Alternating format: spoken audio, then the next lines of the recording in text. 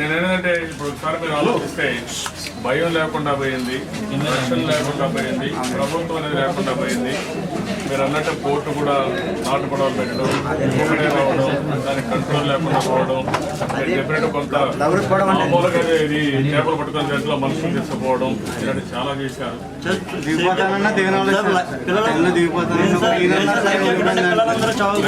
పెట్టుంటే ఇంకా ఈజీగా ఉంటే మినిమం ప్రికాషన్ తీసుకోలేకపోయారు. గోదావరి